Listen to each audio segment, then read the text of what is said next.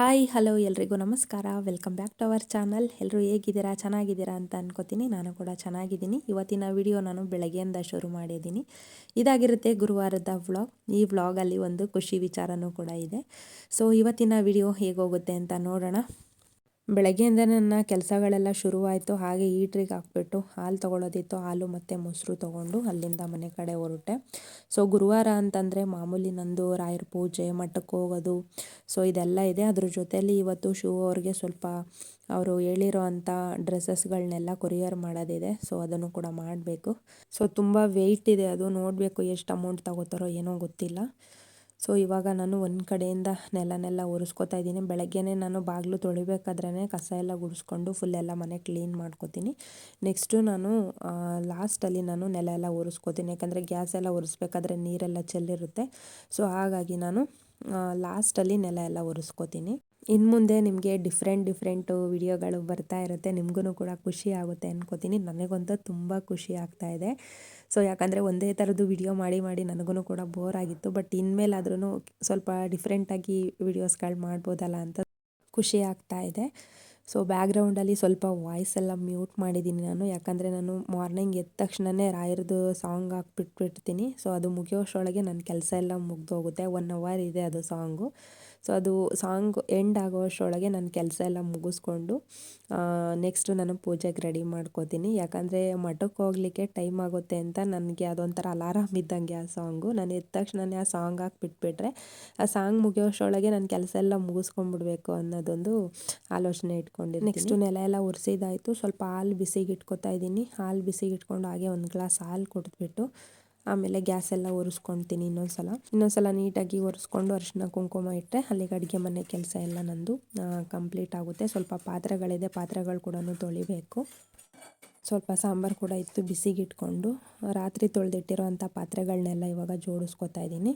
ಇನ್ನು ಬಾಕಿ ತೊಳೆಯೋ ಪಾತ್ರೆಗಳನ್ನೆಲ್ಲ ಸ್ವಲ್ಪ ಸಿಂಕಲ್ಲಿ ಹಾಕೊಂಡು ಎಷ್ಟೇ ಬೇಗ ಇದ್ರೂ ಗುರುವಾರ ಅಂತ ಬಂದರೆ ಸ್ವಲ್ಪ ನನ್ನ ಕೆಲಸ ಲೇಟ್ ಆಗೇ ಬಿಡುತ್ತೆ. ಸೊ ನಿಧಾನಕ್ಕೆ ಎಲ್ಲ ಕೆಲಸನೂ ಹುಡುಕಿ ಮಾಡ್ಕೋತಾ ಇರ್ತೀನಿ. ರಾತ್ರಿಯೇ ಎಷ್ಟು ಎಲ್ಲ ಕೆಲಸ ಮುಗಿಸಿದ್ರೂ ಬೆಳಗ್ಗೆ ಎದ್ದು ಅಷ್ಟೇ ಕೆಲಸ ಇರುತ್ತೆ.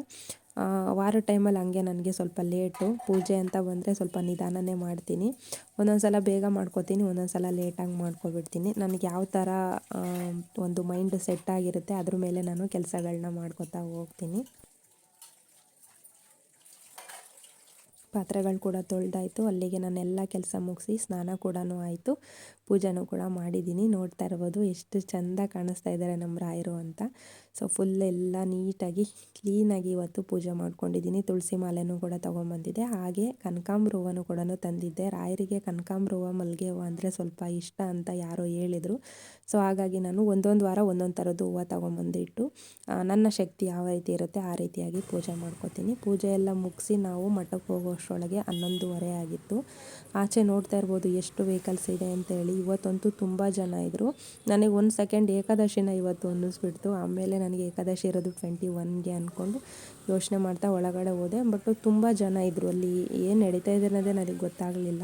ಎಷ್ಟು ಸ್ಲಿಪ್ಪರ್ಗಳಿದ್ದಾವೆ ನೋಡಿ. ಸೊ ಇದು ಒಳಗಡೆ ಬಿಡೋರ್ದು ಮಾತ್ರ, ಆಚೆ ಬಿಟ್ಟಿರೋರು ಎಷ್ಟು ಜನನೋ ಗೊತ್ತಿಲ್ಲ. ತುಂಬ ಕ್ಯೂ ಇತ್ತು. ಸೊ ಸ್ವಲ್ಪ ಹೊತ್ತು ವೆಯ್ಟ್ ಮಾಡಿ ನಾವು ದರ್ಶನ ಮುಗಿಸ್ಕೊಂಡು ಆಚೆ ಬರೋ ಅಷ್ಟರೊಳಗೆ ಏನಿಲ್ಲ ಅಂದರೂ ಒಂದು 1/2 ಅವರ್ ಮೇಲಾಯಿತು. ವಿಡಿಯೋ ಕೂಡ ಮಾಡ್ಕೊಳ್ಳಿಕ್ಕಾಗಲಿಲ್ಲ. ಇವತ್ತು ಪ್ರದಕ್ಷಿಣೆನೂ ಹಾಕ್ಲಿಕ್ಕಾಗಲಿಲ್ಲ. ಒಂದು ರೌಂಡ್ ಹೋಗಿ ಬರೋಷ್ಟೊತ್ತಿಗೆ ಸಾಕಾಯಿತು, ಅಷ್ಟು ಜನ ಇದ್ದರು.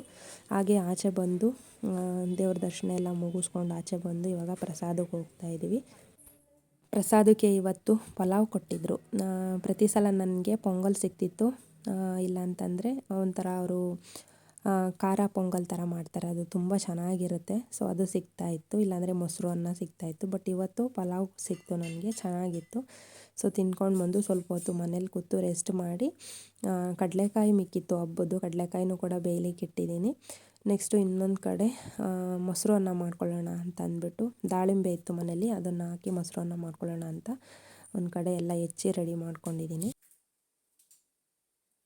ನಾನು ಕಡಲೆಕಾಯಿ ಅಂದರೆ ನನಗೆ ತುಂಬ ಇಷ್ಟ. ಸೊ ಬೇಯ್ತಾನೆ ಹಾಗೆ ಒಂದೊಂದು ತಿನ್ಕೊಬಿಡ್ತೀನಿ. ಅದೇನೋ ಗೊತ್ತಿಲ್ಲ, ನನಗೆ ಚಿಕ್ಕದ್ರಿಂದನೂ ಈ ಥರ ಕಡಲೆಕಾಯಿ ಬೇಯಬೇಕಾದ್ರೇ ತಿನ್ನೋದು ಅಂದರೆ ನನಗೆ ತುಂಬ ಅಂದರೆ ತುಂಬ ಇಷ್ಟ.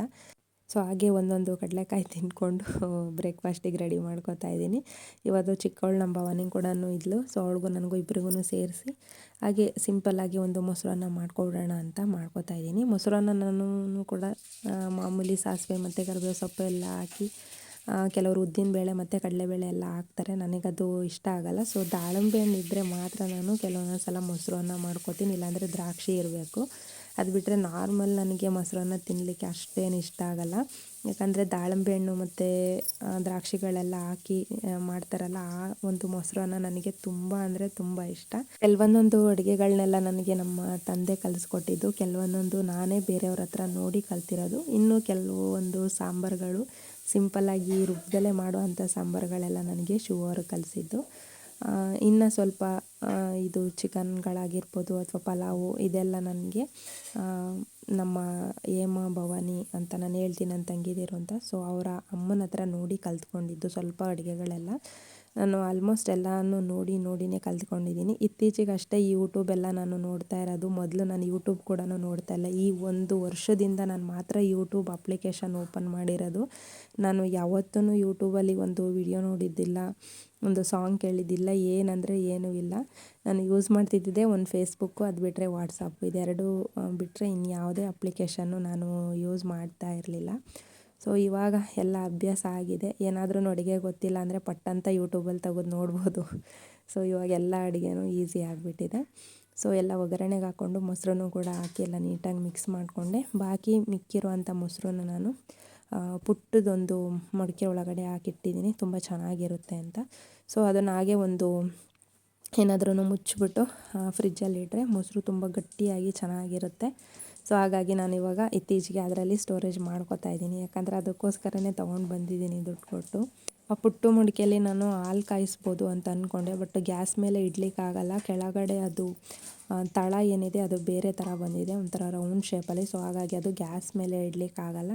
ಅದಕ್ಕೋಸ್ಕರ ನಾನು ಅದನ್ನು ಮೊಸರನ್ನ ಸ್ಟೋರೇಜ್ ಮಾಡಿ ಇಡಲಿಕ್ಕೆ ಅಂತ ಅಂದ್ಬಿಟ್ಟು ಇಟ್ಕೊಂಡಿದ್ದೀನಿ. ನೆಕ್ಸ್ಟು ಸ್ವಲ್ಪ ದಾಳಿಂಬೆ ಕಾಳುಗಳೆಲ್ಲ ಬಿಡಿಸಿ ಇಟ್ಕೊಂಡಿದ್ದೆ, ಅದನ್ನೆಲ್ಲ ಹಾಕಿದೆ. ಫೈನಲಿ ನನ್ನ ಮೊಸರನ್ನ ಕೂಡ ರೆಡಿ ಆಯಿತು. ಹಾಗೆ ಕಡಲೆಕಾಯಿ ಕೂಡ ಬೇಯಿತು.